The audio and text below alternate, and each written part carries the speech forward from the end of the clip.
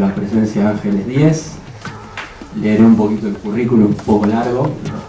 Ella es doctora en Ciencias Políticas y Sociología de 1997, actualmente profesora del Departamento de Cambio Social de la Facultad de Ciencias Políticas de la Universidad Complutense de Madrid.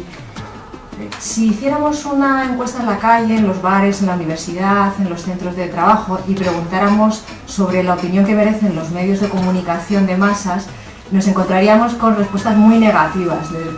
Nos dirían: los medios mienten, los medios censuran, los medios nos manipulan. Si hay tal descrédito de los periodistas, si además todos somos conscientes de que los medios nos mienten, nos engañan, nos manipulan, ¿cómo es que seguimos creyendo lo que nos cuentan los periodistas? ¿O cómo es que sin creerles nos comportamos como si los creyéramos? La prensa no se vende si las empresas de medios se están perdiendo dinero continuamente.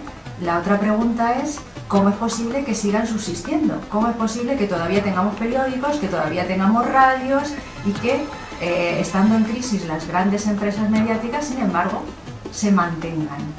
Bueno, nos creemos lo que nos dicen o sin creerlo actuamos como si lo creyéramos porque necesitamos entender el mundo para vivir en él.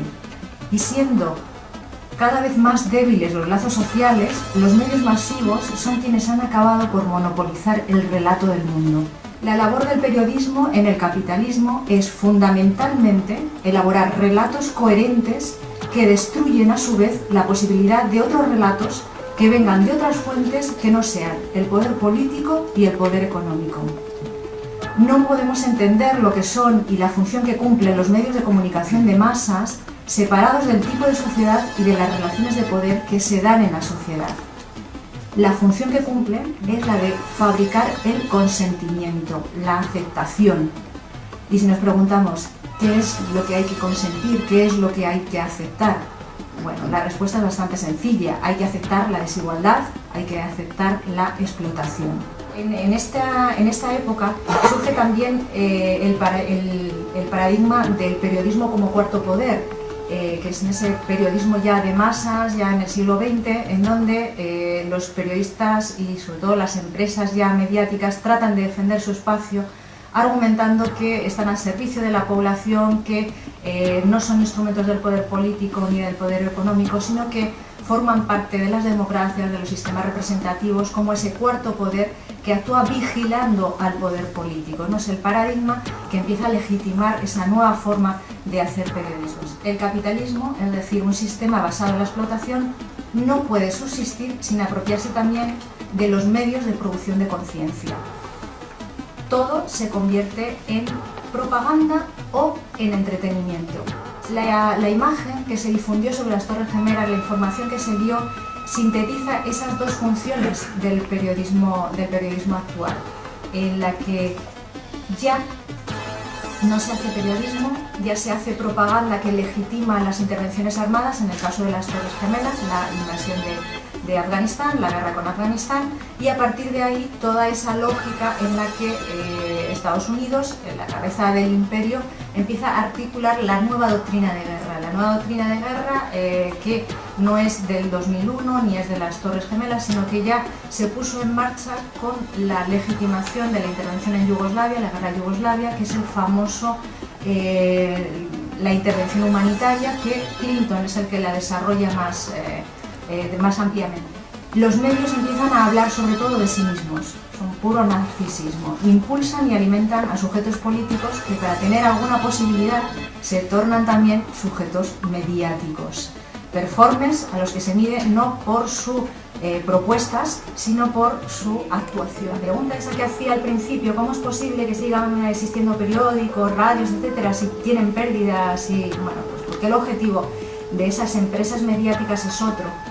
Y es un objetivo doble. Por un lado, mantener y reproducir los intereses del grupo de empresas del que forman parte esa corporación, esa red de empresas, y por otro lado la reproducción propia del sistema, es decir, que no puede ser cuestionado en lo sustancial. En el caso de los medios privados se identifica la pluralidad, el que haya muchos medios privados con que haya pluralidad, cosa que es totalmente falsa. Hay 6 grupos mediáticos que son los que controlan toda la información, casi el 99% de la información que circula por el mundo. Toda la información está construida, está elaborada. Es un recorte de realidad que tiene... Chomsky hablaba de filtros por los que pasa, y hablaba de la censura. Diríamos que hay como 5 P's que son las que podrían traducirse en esos controles, en esos filtros que habla Chomsky. Sería la propiedad, sería la publicidad, sería también el periodista, que tiene sus propios valores y su propia ideología, que también actúa ahí censurada. No existe la posibilidad de desentrañar cuál es todo el proceso de elaboración de esa mercancía, que es la información. Prácticamente no hay ningún control social de la... Y esto nos lleva a plantear que los medios no están al servicio del poder, sino que son una de las formas en las que el poder se expresa y mediante la que se puede reproducir, reduciendo las resistencias. También me diréis, bueno, pero entonces ¿esto qué? No hay salida, o sea, estamos atrapados, no hay posibilidad. Bueno, los medios no son omnipotentes, no es eso. La gente está dominada por el capitalismo, los medios de comunicación de masas son solo una de las vías a través de las que se ejerce ese control.